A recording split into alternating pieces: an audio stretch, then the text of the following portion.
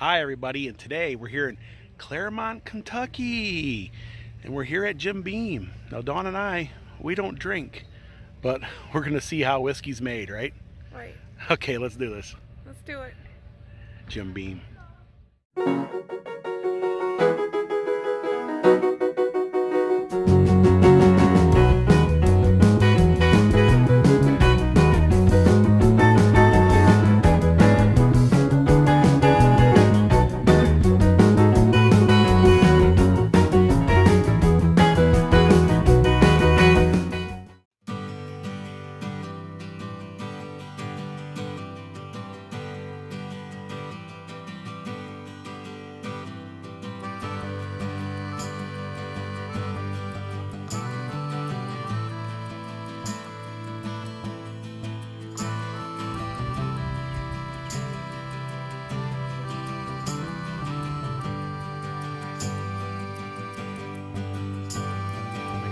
Jim Beam merchandise in here.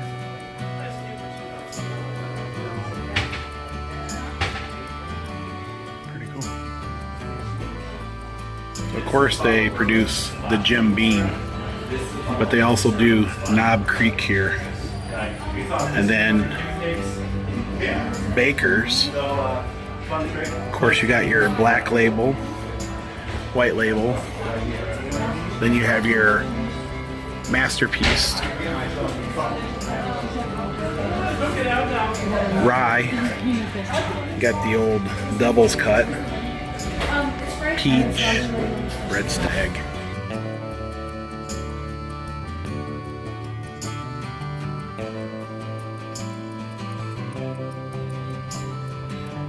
This is old Jim Beam's house.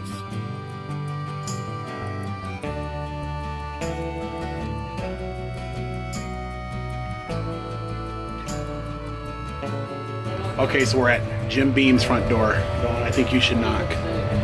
Knock. Okay, now, wait, hang on. It's gonna come out. Actually, let's get out of here. Got a cool little place you can sit out here and relax. We got a little smokehouse, Fred's Smokehouse. There's the distillery down below. Okay, so they do have a tasting room back there, kind of like they do in Gatlinburg. You can taste like all the different types of Jim Beam. For those who want to, indulge into that, they do have that here. And I can smell it. It smells like popcorn in the air, doesn't it? I think that's the actual brew making. It smells like popcorn. I'm like, where's the popcorn? I want popcorn. It smells good. But I think it's the barley and whatever they put in it. Yes, so that's what it is.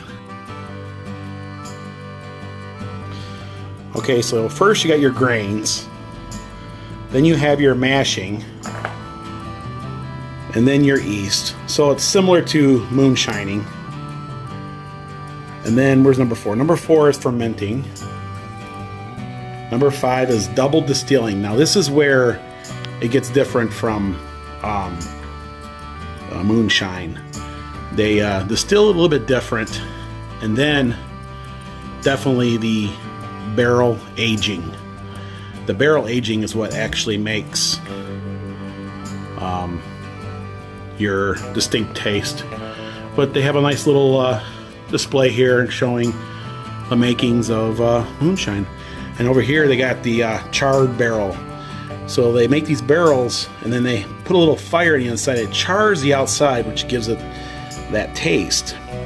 And I was also told that after they're done using these barrels, they sell them to Irish whiskey over in Ireland. And that's why they say Irish whiskey has got a little bit of Jim Beam in it, because they don't require such a, that Jim Beam flavor. So yeah, it's a pretty cool thing here, right? And then a lot of the barrels that are kind of just are weak, I guess they end up becoming your flower planters. These are the different types of whiskey Jim Beam makes here. And yeah, it's another barn. So you're learning a lot about making the whiskey.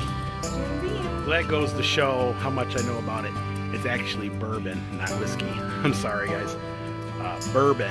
So we're making bourbon here. Jim Beam bourbon. Okay, so technically it's whiskey until it goes into the barrel. Then it becomes bourbon. So I'm not too far off, but as you can see, here's a charred barrel here. But yes, and here's one of those massive fermenting house, or I guess you call it barrel houses. And I know they put the barrel at the top and it works its way down. And by the time it gets to the bottom, it becomes Jim Beam. And also they do it at a certain time, so it actually gets heat at certain times of the day and cools off certain times of the day. 7 to 9 stories tall. These warehouses hold around 20,000 barrels each. That's over 1 million gallons of Jim Beam whiskey in this structure. Every barrel space is own aging characteristics depending upon the position in the warehouse and its age, whiskey character, minors, that variety. At 2 years, it's legal bourbon, okay to drink. At 4 years, it's more like it. At 6 years, it's now special. So there's 20,000 barrels of bourbon in there. 20,000 barrels. That is a lot of whiskey. Now I know it loses over the years. They have a full barrel, and by the time the barrel comes to the bottom, it's actually missing like I don't know how many percent. And they call that what the angel's cut, right? So yeah, they say that it's I guess it's evaporation, but they have a term called the angel's cut. So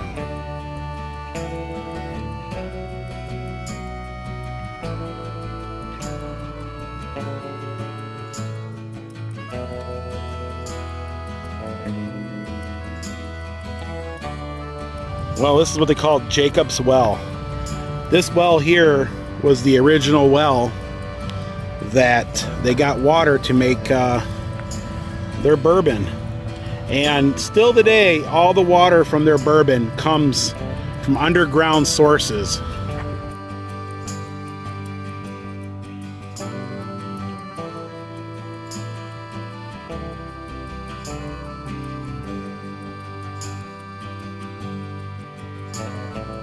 The shoes are Dexter shoes. He's got a little dog.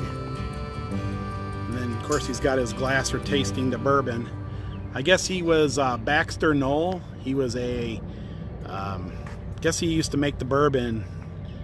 And so yeah, he's immortalized here.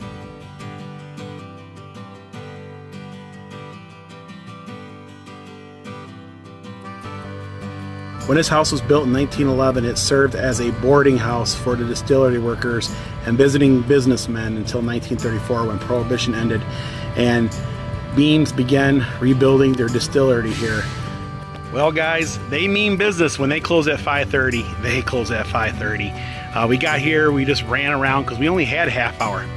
And they just shut the place up and everybody left. We're like the only ones here right now. Yeah, so, well. Yeah, so definitely get here and get everything done before 5:30. I think we were able to almost see all of it here. So, yeah, pretty cool, huh? Who's this guy? Jim Bourbon. Jim Beam. Yeah, you're at his distillery. Jim Beam. Well, that's going to do it for today here in Clermont, Kentucky. And if you like this vlog, give it a thumbs up. Please subscribe so you don't miss any more of these road trip adventures. And until next time. Thanks for watching. Thanks for watching. Bye. Here's a couple things we didn't get to do. They do have tours of the facility. Of course, we came here late in the day, so we didn't get to do those. They do have a little barbecue restaurant. Now, I actually was here like 25 years ago, and it was nowhere as big as this. Pretty much was the house, and then there was like a little gift store. And back then, they used to serve like lemonade on the front porch, and it was more homely. Now it's, big, like commercialized. Get your Yankee in the South sticker package. Get 2 3-inch by 3-inch die-cut premium stickers that are dishwasher safe and UV resistant.